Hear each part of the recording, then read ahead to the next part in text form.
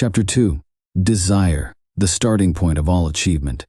The first step toward riches.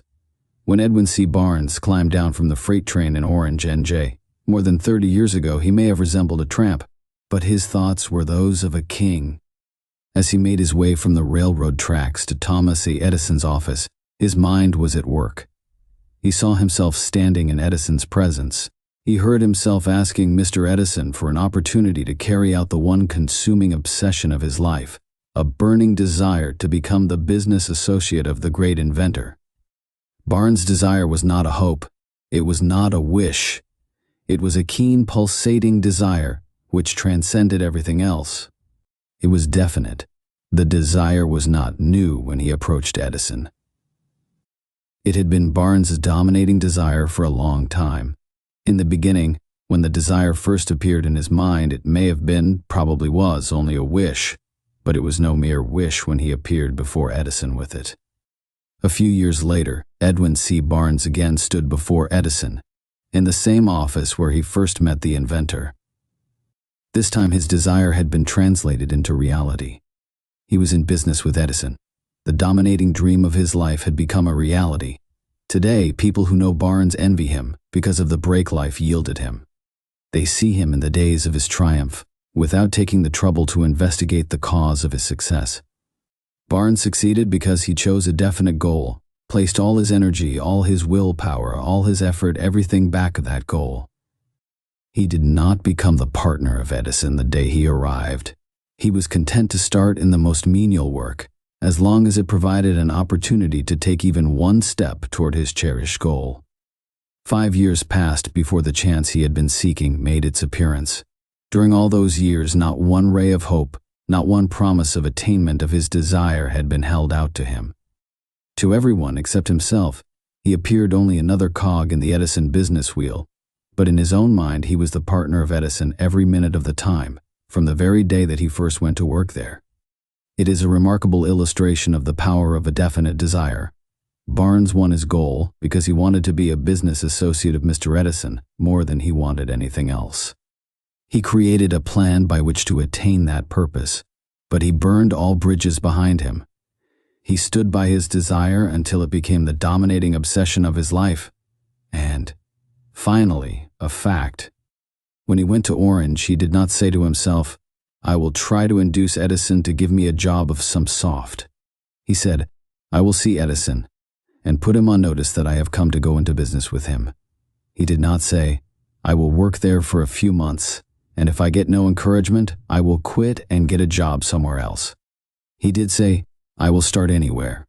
I will do anything Edison tells me to do, but before I am through, I will be his associate." He did not say, "I will keep my eyes open for another opportunity, in case I fail to get what I want in the Edison organization." He said, "There is but one thing in this world that I am determined to have, and that is a business association with Thomas A. Edison. I will burn all bridges behind me and stake my entire future on my ability to get what I want." He left himself no possible way of retreat.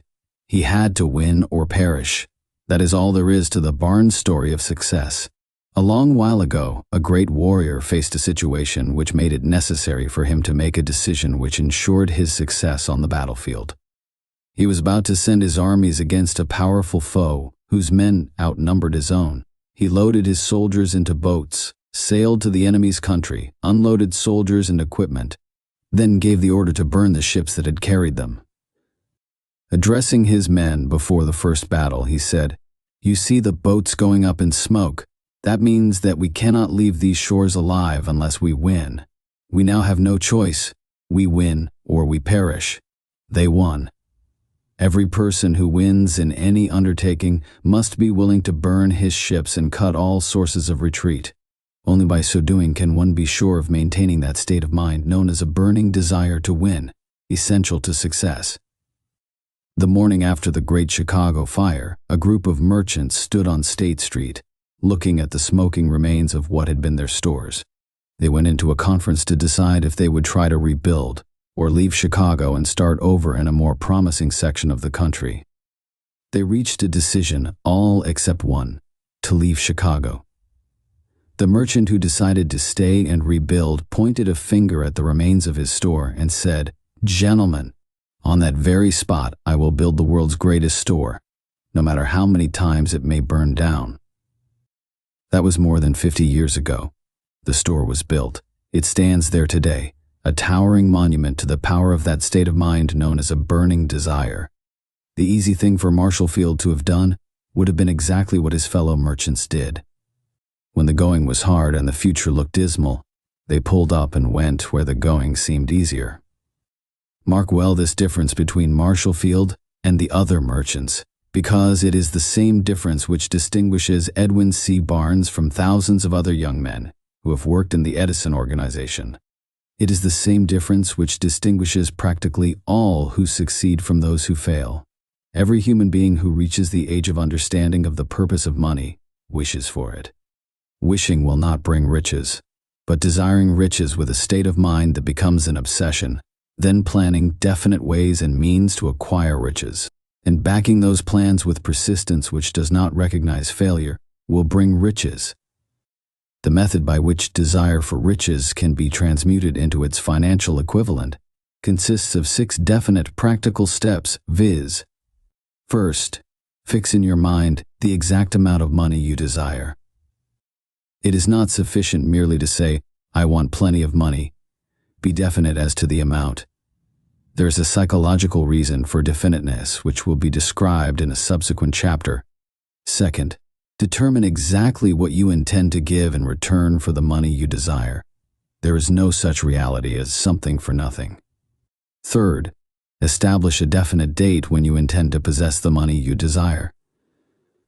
Fourth, create a definite plan for carrying out your desire, and begin at once, whether you are ready or not, to put this plan into action. Fifth, write out a clear, concise statement of the amount of money you intend to acquire. Name the time limit for its acquisition.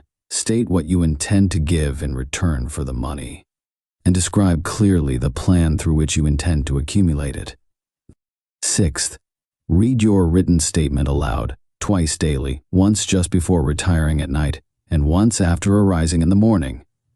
As you read, see and feel and believe yourself already in possession of the money. It is important that you follow the instructions described in these 6 steps. It is especially important that you observe and follow the instructions in the 6th paragraph. You may complain that it is impossible for you to see yourself in possession of money before you actually have it.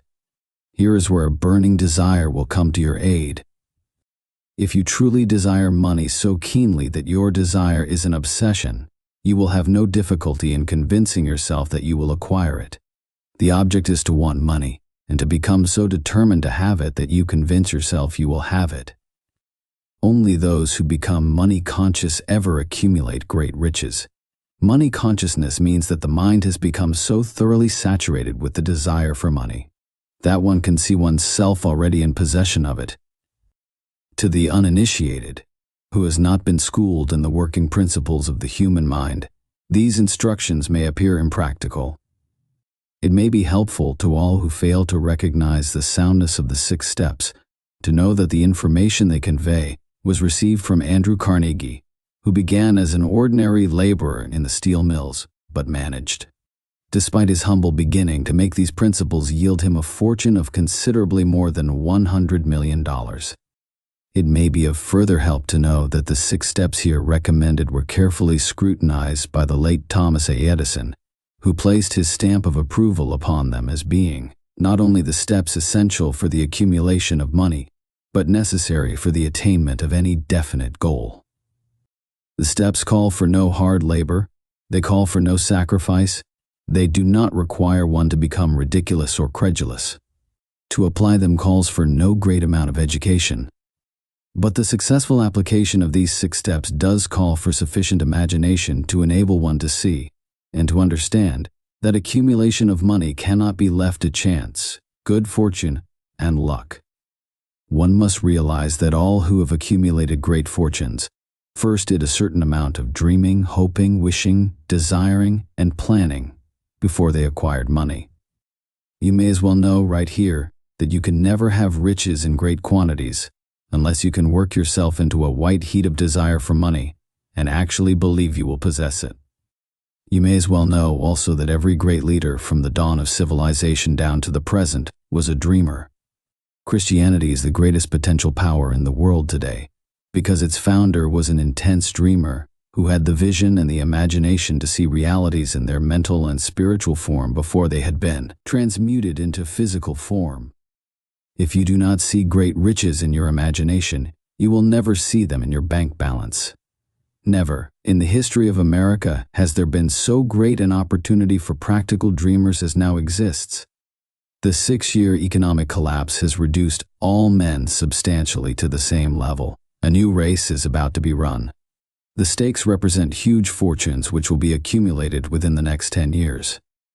The rules of the race have changed, because we now live in a changed world that definitely favors the masses, those who had but little or no opportunity to win under the conditions existing during the Depression, when fear paralyzed growth and development.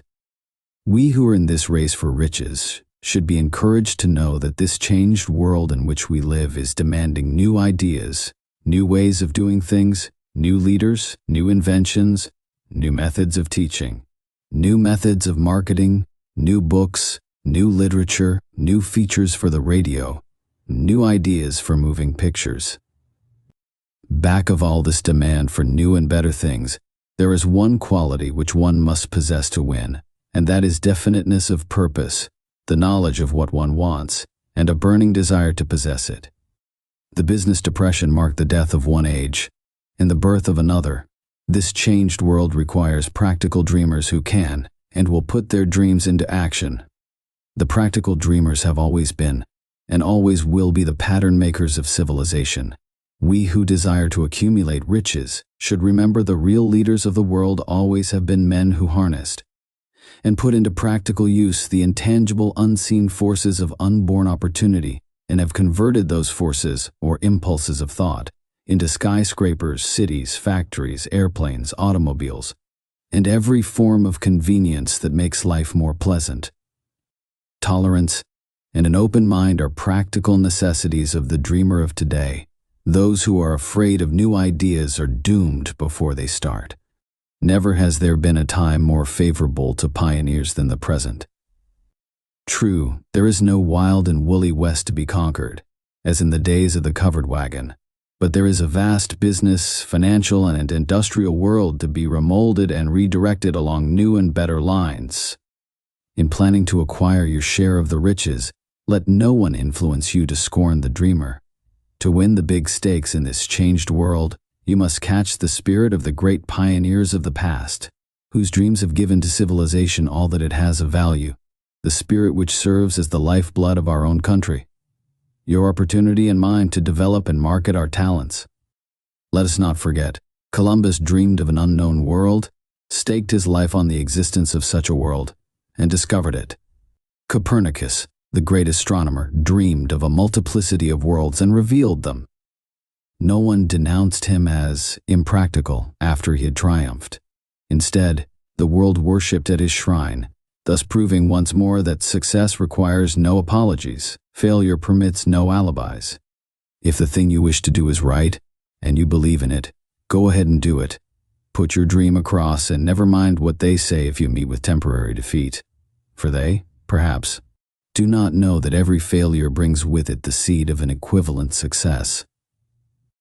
Henry Ford, poor and uneducated, dreamed of a horseless carriage, went to work with what tools he possessed, without waiting for opportunity to favor him, and now evidence of his dream belts the entire earth. He has put more wheels into operation than any man who ever lived, because he was not afraid to back his dreams. Thomas Edison dreamed of a lamp that could be operated by electricity, began where he stood to put his dream into action, and despite more than 10,000 failures, he stood by that dream until he made it a physical reality. Practical dreamers do not quit. Whelan dreamed of a chain of cigar stores, transformed his dream into action, and now the United Cigar Stores occupy the best corners in America. Lincoln dreamed of freedom for the black slaves, put his dream into action, and barely missed living to see a united North and South translate his dream into reality. The Wright brothers dreamed of a machine that would fly through the air. Now one may see evidence all over the world that they dreamed soundly. Marconi dreamed of a system for harnessing the intangible forces of the ether. Evidence that he did not dream in vain may be found in every wireless and radio in the world. Moreover, Marconi's dream brought the humblest cabin and the most stately manor house side by side. It made the people of every nation on earth backdoor neighbors. It gave the President of the United States a medium by which he may talk to all the people of America at one time, and on short notice. It may interest you to know that Marconi's friends had him taken into custody and examined in a psychopathic hospital when he announced he had discovered a principle through which he could send messages through the air, without the aid of wires or other direct physical means of communication. The dreamers of today fare better. The world has become accustomed to new discoveries. Nay, it has shown a willingness to reward the dreamer who gives the world a new idea. The greatest achievement was, at first and for a time, but a dream. The oak sleeps in the acorn. The bird waits in the egg, and in the highest vision of the soul, a waking angel stirs. Dreams are the seedlings of reality. Awake, arise, and assert yourself, you dreamers of the world. Your star is now in the ascendancy. The world depression brought the opportunity you have been waiting for. It taught people humility, tolerance, and open-mindedness. The world is filled with an abundance of opportunity which the dreamers of the past never knew. A burning desire to be and to do is the starting point from which the dreamer must take off. Dreams are not born of indifference, laziness, or lack of ambition. The world no longer scoffs at the dreamer, nor calls him impractical.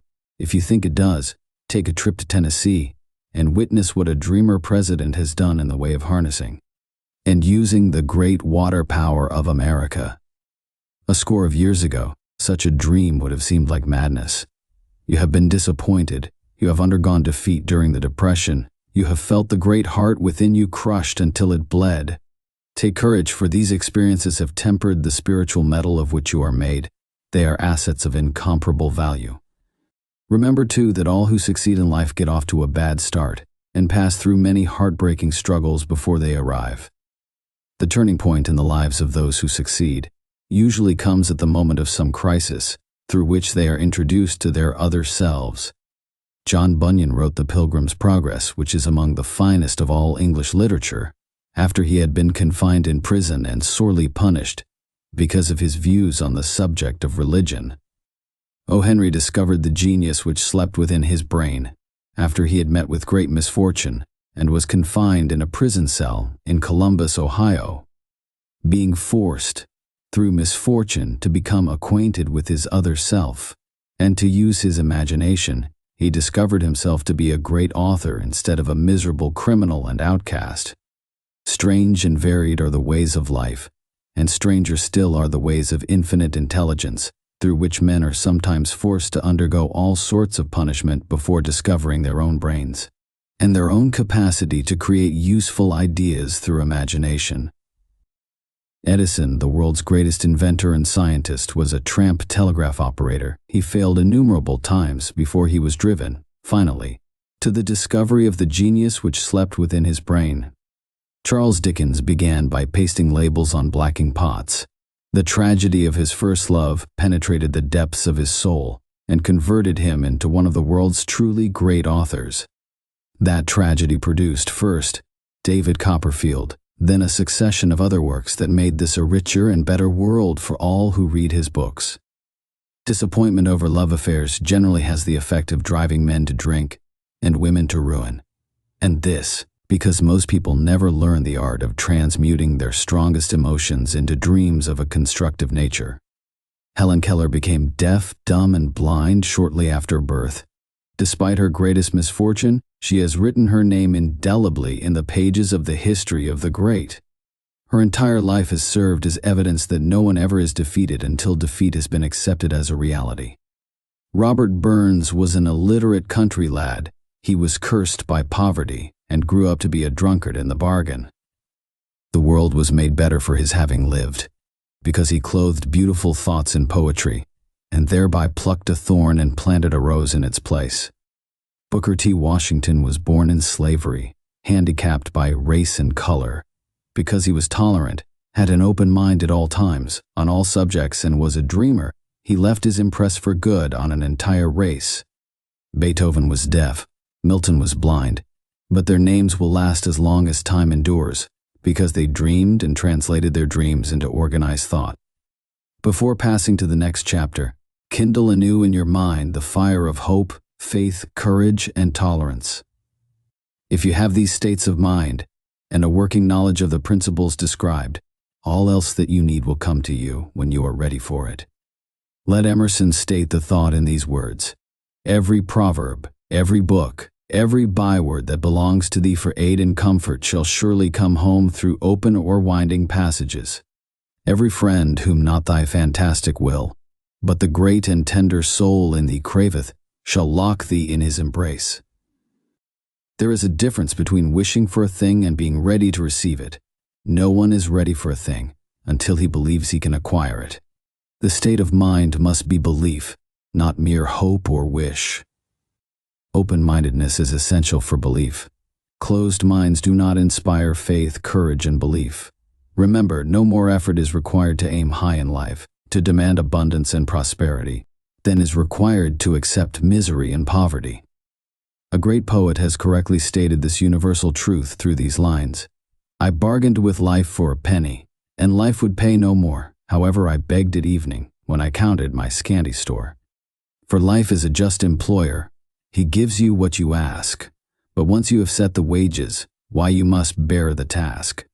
I worked for a menial's hire, only to learn, dismayed, that any wage I had asked of life, life would have willingly paid. Desire outwits Mother Nature. As a fitting climax to this chapter, I wish to introduce one of the most unusual persons I have ever known. I first saw him 24 years ago, a few minutes after he was born. He came into the world without any physical sign of ears, and the doctor admitted, when pressed for an opinion, that the child might be deaf and mute for life. I challenged the doctor's opinion. I had the right to do so. I was the child's father. I, too, reached a decision and rendered an opinion, but I expressed the opinion silently, in the secrecy of my own heart. I decided that my son would hear and speak. Nature could send me a child without ears, but nature could not induce me to accept the reality of the affliction. In my own mind, I knew that my son would hear and speak. How? I was sure there must be a way, and I knew I would find it. I thought of the words of the immortal Emerson: the whole course of things goes to teach us faith. We need only obey. There is guidance for each of us, and by lowly listening, we shall hear the right word. The right word? Desire. More than anything else, I desired that my son should not be a deaf mute. From that desire I never receded, not for a second. Many years previously I had written, our only limitations are those we set up in our own minds. For the first time, I wondered if that statement were true. Lying on the bed in front of me was a newly born child, without the natural equipment of hearing. Even though he might hear and speak, he was obviously disfigured for life. Surely this was a limitation which that child had not set up in his own mind. What could I do about it? Somehow I would find a way to transplant into that child's mind my own burning desire for ways and means of conveying sound to his brain without the aid of ears. As soon as the child was old enough to cooperate, I would fill his mind so completely with a burning desire to hear that nature would, by methods of her own, translate it into physical reality. All this thinking took place in my own mind, but I spoke of it to no one. Every day I renewed the pledge I had made to myself, not to accept a deaf mute for a son. As he grew older and began to take notice of things around him, we observed that he had a slight degree of hearing. When he reached the age when children usually begin talking, he made no attempt to speak, but we could tell by his actions that he could hear certain sounds slightly. That was all I wanted to know. I was convinced that if he could hear, even slightly, he might develop still greater hearing capacity. Then something happened which gave me hope. It came from an entirely unexpected source. We bought a Victrola. When the child heard the music for the first time, he went into ecstasies and promptly appropriated the machine. He soon showed a preference for certain records, among them, "It's a Long Way to Tipperary." On one occasion, he played that piece over and over for almost 2 hours, standing in front of the Victrola, with his teeth clamped on the edge of the case. The significance of this self-formed habit of his did not become clear to us until years afterward, for we had never heard of the principle of bone conduction of sound at that time. Shortly after he appropriated the Victrola, I discovered that he could hear me quite clearly when I spoke with my lips touching his mastoid bone, or at the base of the brain. These discoveries placed in my possession the necessary media by which I began to translate into reality my burning desire to help my son develop hearing and speech. By that time, he was making stabs at speaking certain words. The outlook was far from encouraging, but desire backed by faith knows no such word as impossible. Having determined that he could hear the sound of my voice plainly, I began immediately to transfer to his mind the desire to hear and speak. I soon discovered that the child enjoyed bedtime stories, so I went to work creating stories designed to develop in him self-reliance, imagination, and a keen desire to hear and to be normal. There was one story in particular which I emphasized by giving it some new and dramatic coloring each time it was told. It was designed to plant in his mind the thought that his affliction was not a liability, but an asset of great value. Despite the fact that all the philosophy I had examined clearly indicated that every adversity brings with it the seed of an equivalent advantage. I must confess that I had not the slightest idea how this affliction could ever become an asset. However, I continued my practice of wrapping that philosophy in bedtime stories, hoping the time would come when he would find some plan by which his handicap could be made to serve some useful purpose. Reason told me plainly that there was no adequate compensation for the lack of ears and natural hearing equipment. Desire backed by faith pushed reason aside and inspired me to carry on. As I analyze the experience in retrospect, I can see now that my son's faith in me had much to do with the astounding results. He did not question anything I told him. I sold him the idea that he had a distinct advantage over his older brother, and that this advantage would reflect itself in many ways. For example, the teachers in school would observe that he had no ears, and because of this, they would show him special attention and treat him with extraordinary kindness. They always did. His mother saw to that by visiting the teachers and arranging with them to give the child the extra attention necessary. I sold him the idea, too, that when he became old enough to sell newspapers, his older brother had already become a newspaper merchant, he would have a big advantage over his brother, for the reason that people would pay him extra money for his wares because they could see that he was a bright, industrious boy, despite the fact he had no ears. We could notice that, gradually, the child's hearing was improving. Moreover, he had not the slightest tendency to be self-conscious because of his affliction. When he was about 7, he showed the first evidence that our method of servicing his mind was bearing fruit. For several months he begged for the privilege of selling newspapers, but his mother would not give her consent. She was afraid that his deafness made it unsafe for him to go on the street alone. Finally, he took matters in his own hands. One afternoon, when he was left at home with the servants, he climbed through the kitchen window, shinnied to the ground, and set out on his own. He borrowed 6 cents in capital from the neighborhood shoemaker, invested it in papers, sold out, reinvested, and kept repeating until late in the evening.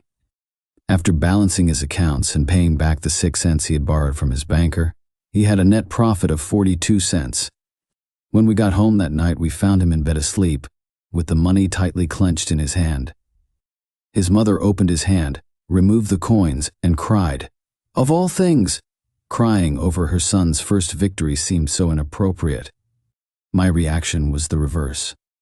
I laughed heartily, for I knew that my endeavor to plant in the child's mind an attitude of faith in himself had been successful. His mother saw, in his first business venture, a little deaf boy who had gone out in the streets and risked his life to earn money. I saw a brave, ambitious, self-reliant little businessman whose stock in himself had been increased 100% because he had gone into business on his own initiative and had won. The transaction pleased me because I knew that he had given evidence of a trait of resourcefulness that would go with him all through life. Later events proved this to be true. When his older brother wanted something, he would lie down on the floor, kick his feet in the air, cry for it, and get it. When the little deaf boy wanted something, he would plan a way to earn the money, then buy it for himself. He still follows that plan. Truly, my own son has taught me that handicaps can be converted into stepping stones on which one may climb toward some worthy goal, unless they are accepted as obstacles and used as alibis. The little deaf boy went through the grades, high school, and college without being able to hear his teachers, excepting when they shouted loudly at close range. He did not go to a school for the deaf. We would not permit him to learn the sign language. We were determined that he should live a normal life and associate with normal children, and we stood by that decision, although it cost us many heated debates with school officials.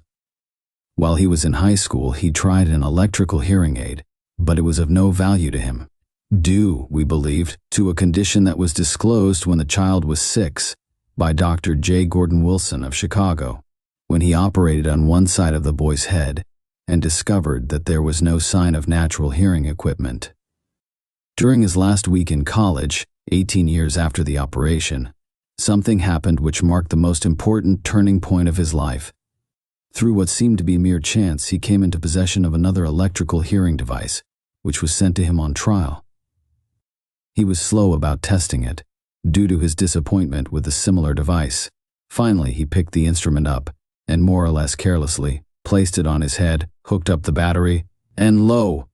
As if by a stroke of magic, his lifelong desire for normal hearing became a reality.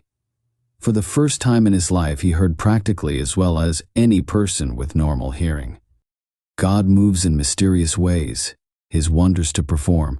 Overjoyed because of the changed world which had been brought to him through his hearing device, he rushed to the telephone, called his mother, and heard her voice perfectly. The next day, he plainly heard the voices of his professors in class for the first time in his life. Previously, he could hear them only when they shouted at short range. He heard the radio. He heard the talking pictures. For the first time in his life, he could converse freely with other people without the necessity of their having to speak loudly. Truly, he had come into possession of a changed world. We had refused to accept nature's error, and by persistent desire, we had induced nature to correct that error through the only practical means available. Desire had commenced to pay dividends, but the victory was not yet complete. The boy still had to find a definite and practical way to convert his handicap into an equivalent asset.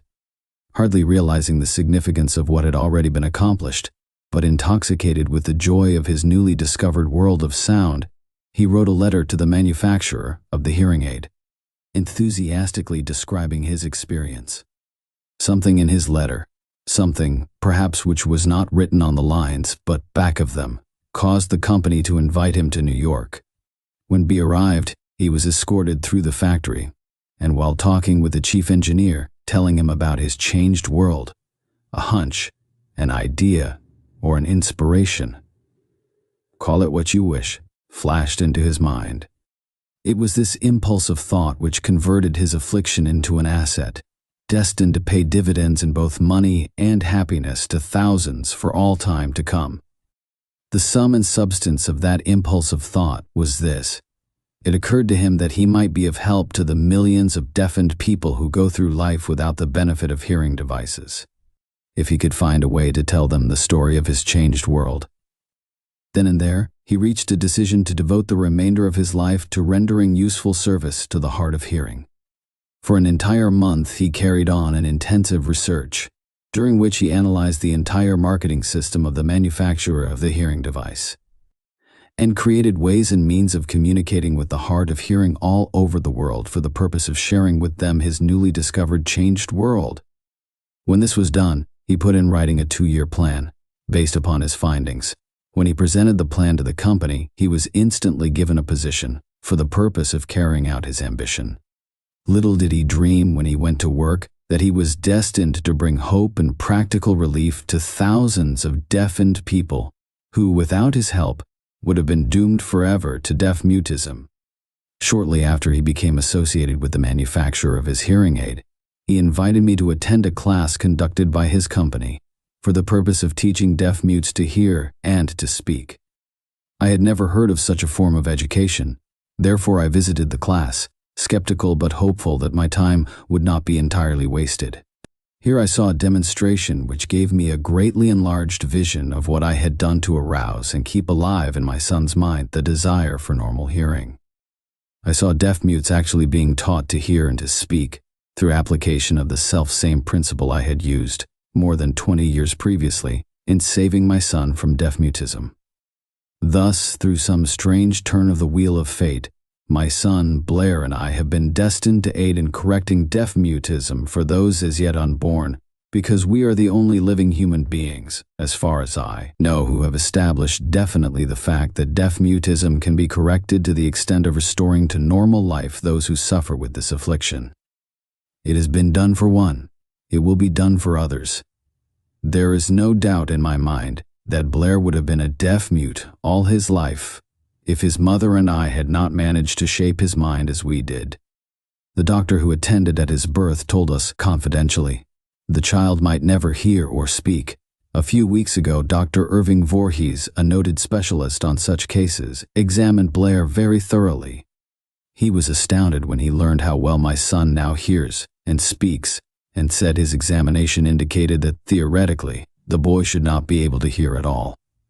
But the lad does hear, despite the fact that X-ray pictures show there is no opening in the skull whatsoever, from where his ears should be to the brain. When I planted in his mind the desire to hear and talk, and live as a normal person, there went with that impulse some strange influence which caused nature to become bridge builder, and span the gulf of silence between his brain and the outer world, by some means which the keenest medical specialists have not been able to interpret. It would be sacrilege for me to even conjecture as to how nature performed this miracle. It would be unforgivable if I neglected to tell the world as much as I know of the humble part I assumed in the strange experience. It is my duty, and a privilege to say I believe, and not without reason, that nothing is impossible to the person who backs desire with enduring faith. Verily, a burning desire has devious ways of transmuting itself into its physical equivalent. Blair desired normal hearing. Now he has it. He was born with a handicap which might easily have sent one with a less defined desire to the street with a bundle of pencils and a tin cup. That handicap now promises to serve as the medium by which he will render useful service to many millions of hard of hearing, also to give him useful employment at adequate financial compensation the remainder of his life. The little white lies I planted in his mind when he was a child, by leading him to believe his affliction would become a great asset which he could capitalize, has justified itself. Verily, there is nothing, right or wrong, which belief, plus burning desire, cannot make real. These qualities are free to everyone. In all my experience in dealing with men and women who had personal problems, I never handled a single case which more definitely demonstrates the power of desire. Authors sometimes make the mistake of writing of subjects of which they have but superficial or very elementary knowledge. It has been my good fortune to have had the privilege of testing the soundness of the power of desire through the affliction of my own son. Perhaps it was providential that the experience came as it did, for surely no one is better prepared than he to serve as an example of what happens when desire is put to the test.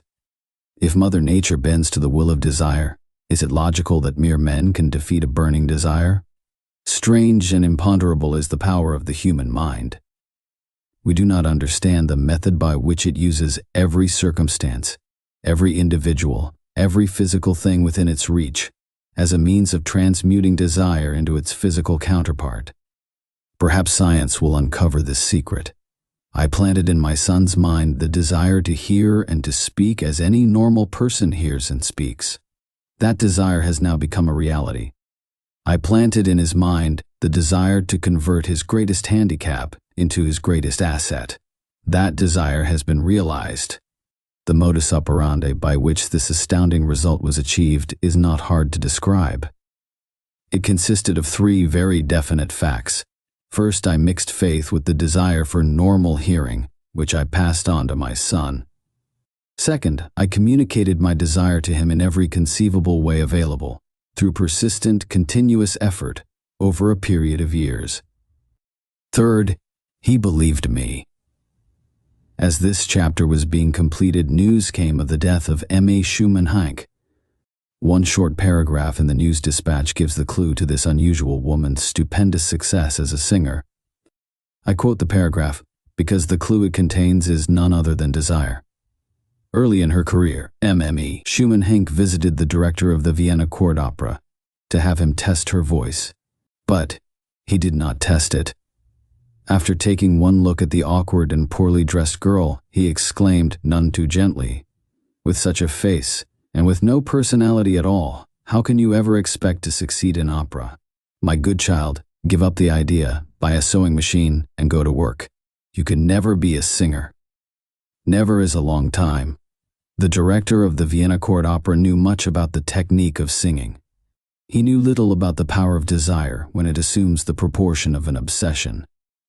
If he had known more of that power, he would not have made the mistake of condemning genius without giving it an opportunity. Several years ago, one of my business associates became ill. He became worse as time went on, and finally was taken to the hospital for an operation. Just before he was wheeled into the operating room, I took a look at him and wondered how anyone as thin and emaciated as he could possibly go through a major operation successfully. The doctor warned me that there was little if any chance of my ever seeing him alive again, but that was the doctor's opinion. It was not the opinion of the patient. Just before he was wheeled away, he whispered feebly, "Do not be disturbed, Chief. I will be out of here in a few days." The attending nurse looked at me with pity. But the patient did come through safely. After it was all over, his physician said, nothing but his own desire to live saved him. He never would have pulled through if he had not refused to accept the possibility of death. I believe in the power of desire backed by faith, because I have seen this power lift men from lowly beginnings to places of power and wealth. I have seen it rob the grave of its victims. I have seen it serve as the medium by which men staged a comeback after having been defeated in 100 different ways. I have seen it provide my own son with a normal, happy, successful life, despite nature's having sent him into the world without ears. How can one harness and use the power of desire? This has been answered through this and the subsequent chapters of this book. This message is going out to the world at the end of the longest, and perhaps the most devastating depression America has ever known. It is reasonable to presume that the message may come to the attention of many who have been wounded by the depression, those who have lost their fortunes, others who have lost their positions, and great numbers who must reorganize their plans and stage a comeback. To all these I wish to convey the thought that all achievement, no matter what may be its nature or its purpose, must begin with an intense, burning desire for something definite. Through some strange and powerful principle of mental chemistry which she has never divulged, nature wraps up in the impulse of strong desire that something which recognizes no such word as impossible, and accepts no such reality as failure.